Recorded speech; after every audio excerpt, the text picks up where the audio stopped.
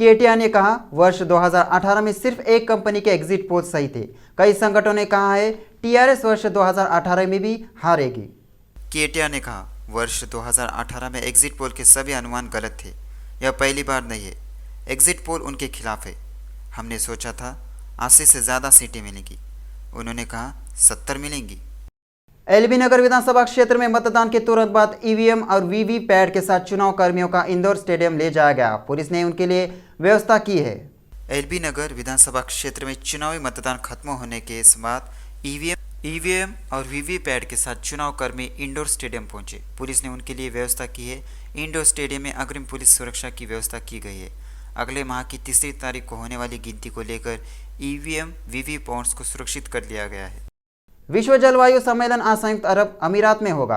प्रधानमंत्री मोदी जलवायु कार्रवाई बैठक में भाग लेने के लिए दिल्ली से दुबई के लिए रवाना हुए, जो पार्टियों के 28वें सम्मेलन के हिस्से के रूप में आयोजित की जा रही है। प्रधानमंत्री मोदी को यूएई के राष्ट्रपति शेख मोहम्मद बिन जायद अल नाह्यान ने इस सम्मेलन में आने के लिए आमंत्रित किया था। प्रधानमंत्री मोदी ने कहा कि उन्हें खुशी है कि यह सम्मेलन यूएई की अध्यक्षता में हो रहा है। उन्होंने कहा कि जलवायु संरक्षण के क्षेत्र में यूएई भारत का एक महत्वपूर्ण भागीदार है। मोदी ने बताया कि हाल ही में आयोजित G20 बैठकों में जलवायु कार्रवाई को सर्वोच्च प्राथमिकता दी गई है। हुजराबाद विधायक इटेला राजेंद्र ने कहा बीजेपी को तेलंगाना में 25 से 30 सीटें मिलेंगी और देखते हैं गठबंधन की राजनीति में क्या होगा। उन्होंने तय किया बीआरएस के साथ कोई बैठक नहीं होगी। उन्होंने कहा अगर वह गजवेल विधानसभा क्षेत्र में लौटेंगे तो उन्हें समझ आएगा वहाँ केसीआर सरकार का कितना विरोध है। केसीआर जो कहते हैं वह एक बात है, वह जो करते हैं वह दूसरी बात है। उन्होंने स्पष्ट किया कि जहां भी केसीआर को हराने के लिए कोई मजबूत नेता था, लोगों ने उसे वोट दिया। वह तेलंगाना के लोगों, युवाओं और महिलाओं में बदलाव चाहते हैं और यह बदलाव बीजेपी में आना चाहिए। रेवंत रेड्डी ने कांग्रेस के लिए कड़ी मेहनत करने वाले सभी कार्यकर्ताओं को धन्यवाद दिया। रेवंत ने कहा तेलंगाना की 10 साल की तकलीफ दूर होगी। कामारेड्डी के लोगों ने साबित कर दिया है तेलंगाना जागरूक हो गया है। तेलंगाना प्रदेश अध्यक्ष किशन रेड्डी ने कहा बीजेपी ने तेलंगाना विधानसभा चुनाव में बहुत कुशलता से काम किया है और अपनी पूरी क्षमता से काम किया है।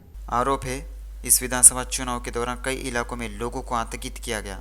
उन्होंने याद दिलाया इतने दबाव के बावजूद पार्टी कार्यकर्ताओं ने बीजेपी की जीत के लिए कड़ी मेहनत की।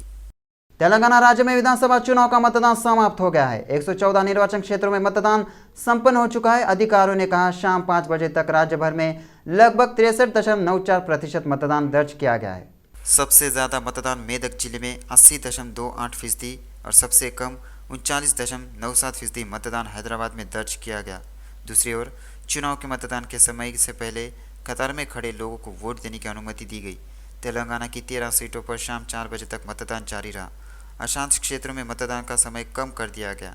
सिरपुर, बेल्लमपल्ली, चेन्नूर, मंचिर्याल, आसिफाबाद, मंथनी, भूपालपल्ली, मुलुगु, पिनपाका, इलुंदु, कोत्तागुडेम, अशोरावपेट और भद्राचलम निर्वाचन क्षेत्र में मतदान शाम 4 बजे समाप्त हो गया। अन्य जिलों में शाम 5 बजे तक मतदान जारी रहा। कुछ स्थानों पर मतदाता कतार में थे और उन्हें मौका दिया गया।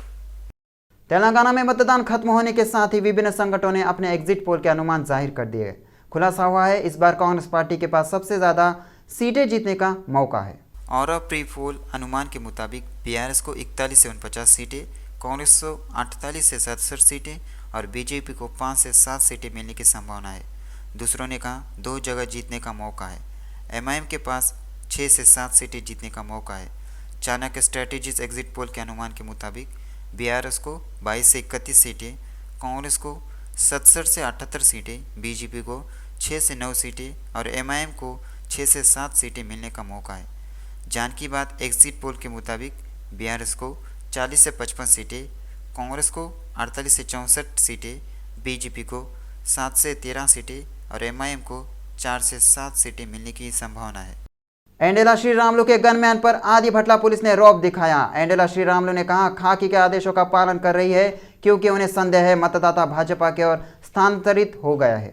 श्रीरामुलु यादव ने इस बात पर गुस्सा जताया। मंत्री सबितम्मा के समर्थकों को स्कार्फ की आड़ में काम करना चाहिए।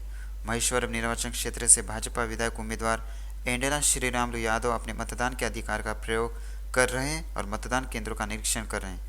एंडेला के गनमैन जो ड्यूटी पर थे यदागिरी मतदान केंद्र से दूर थे। अगर मैं कहूँ मैं ऑन ड्यूटी गनमैन हूँ तो कम से कम पुलिस तो सुनने की स्थिति में नहीं होती। सत्ताधारी दल के नेताओं ने सुबह से ही वोट बैंक और युवाओं के बड़े पैमाने पर बीजेपी के पक्ष में वोट करने की आशंका पर पुलिस को आदेश जारी कर दिया है। एंडेला श्रीरामुलु ने इस बात पर नाराजगी जताई। विक्षिप्त पुलिस बीजेपी कार्यकर्ताओं, नेताओं और कर्मचारियों पर अपना जुल्म दिखा रही है। उन्होंने भाजपा सेना से सतर्क रहने को कहा, क्योंकि हार के डर से बीआरएस नेता पुलिस के साथ मिलकर हमले कर रहे हैं। कुतुबुल्लापुर में मतदान शांतिपूर्वक संपन्न हो गया। अधिकारी पुलिस सुरक्षा के साथ बसों में ईवीएम को स्ट्रांग रूम में ले गए। कुतुबुल्लापुर गुरुवार सुबह 7 बजे से मतदान शुरू हुआ और शाम 5 बजे के बाद लाइन में लगे लोगों ने वोट डाला। पूरा होने के बाद अधिकारियों ने पुलिस एस्कॉर्ट के साथ ईवीएम मशीनों को बसों में स्ट्रांग रूम तक पहुंचाया। तेलंगाना में एग्जिट पोल के नतीजे कांग्रेस पार्टी के लिए सकारात्मक है, लेकिन सबकी निगाहें कामारेड्डी पर है। यहां बीआरएस से मुख्यमंत्री, पार्टी नेता केसीआर और टीपीसीसी अध्यक्ष रेवंत रेड्डी रिंग में खड़े थे। एग्जिट पोल सर्वे का कहना है ऐसी जगहों पर बीजेपी उम्मीदवार के जीतने की संभावना है। औरा मस्तान सर्वे के मुताबिक कामारेड्डी में बीजेपी उम्मीदवार कटिपल्ली वेंकटरमन रेड्डी की जीतने की संभावना ज़्यादा है। औरा मस्तान सर्वे से पता चला है यहाँ सीएम केसीआर और रेवंत रेड्डी दोनों के हारने की संभावना है। दूसरी ओर औरा मस्तान के सर्वे में कहा गया है गजवेल में केसीआर मामूली बहुमत से जीते। कांग्रेस प्रत्याशी शेख अकबर ने कहा है अगर मलकपेट विधायक बाला की गुंडागर्दी पर कार्रवाई नहीं हुई है तो बड़े पैमाने पर आंदोलन करेंगे। आरोप है पुलिस के सामने 100 गुंडों ने विधायक पर हमला किया। उसने कहा उसने सड़क पर हत्या करने की साजिश रची थी। मलकपेट कांग्रेस उम्मीदवार शेख अकबर चाहते हैं लोग बाला की अराजकता, अवैधता और गुंडागर्दी को समझे। वे चाहते कि चुनाव आयोग बिना चुनाव लड़े कार्रवाई करे। अगर विधायक चुनाव आयोग और सीपी से शिकायत करेंगे तो क्या आपको विश्वास है कि कार्रवाई होगी? तेलंगाना विधानसभा चुनाव के लिए मतदान खत्म हो गया है। मतदाता का फैसला ईवीएम में सुरक्षित रहता है। वोटों की गिनती 3 दिसंबर को होगी। कौन आएगा सत्ता में? क्या बीआरएस बनाएगी हैट्रिक? क्या कांग्रेस सत्ता में आएगी? क्या बीजेपी का उदय होगा? यह रोमांचक हो गया। वोटिंग प्रक्रिया खत्म होने के बाद एग्जिट पोल के नतीजे सामने आ गए हैं। तेलंगाना चुनाव में आत्मसाक्षी द्वारा किए गए एग्जिट पोल के मुताबिक बीआरएस को 58 से 63 सीटें, कांग्रेस को 48 से 51 सीटें, बीजेपी को 7 से 8 सीटें, एमआईएम को 6 से 7 सीटें और अन्य को 1 से 2 सीटें मिलेगी। औरा सर्वे से पता चला है कि इस बार तेलंगाना में कांग्रेस सत्ता में आ सकती है। इसमें कहा गया है कि सत्तारूढ़ बीआरएस को 41 से 49 सीटों के साथ केवल 39.58% वोट मिल सके। अनुमान है कि मौजूदा विपक्षी कांग्रेस 58 से 67 सीटों के साथ 41.13% वोट हासिल करेगी। पता चला है कि बीजेपी को 5 से 7 सीटें मिल सकती है। इसमें कहा गया है कि एमआईएम 7 की जीतने की संभावना है। अनुमान है कि 2 जगहों पर अन्य आ सकते हैं। आराम स्थान सर्वे से पता चला है कि कामारेड्डी चुनाव में अप्रत्याशित नतीजे आ रहे हैं। उनके सर्वे से पता चला है कि सीएम केसीआर और कांग्रेस नेता रेवंत रेड्डी यहां हार सकते हैं। बीजेपी उम्मीदवार वेंकटरमन रेड्डी की जीतने की संभावना है। चाणक्य द्वारा कराए गए एग्जिट पोल के तहत बीआरएस ने कहा कि उसे 21 से 31 सीटें ही मिल सकती है। इसी सर्वे के मुताबिक कांग्रेस को 67 से 78 सीटें, बीजेपी को 6 से 9 सीटें और एमआईएम को 6 से 7 सीटें मिलने जा रही है। सिकंदराबाद छावनी बीआरएस विधायक उम्मीदवार लास्या नंदिता ने अपने मताधिकारी का प्रयोग किया। लास्या नंदिता ने कहा कि तेलंगाना में बीआरएस सरकार सत्ता में आएगी। तेलंगाना का विकास बीआरएस से ही संभव है।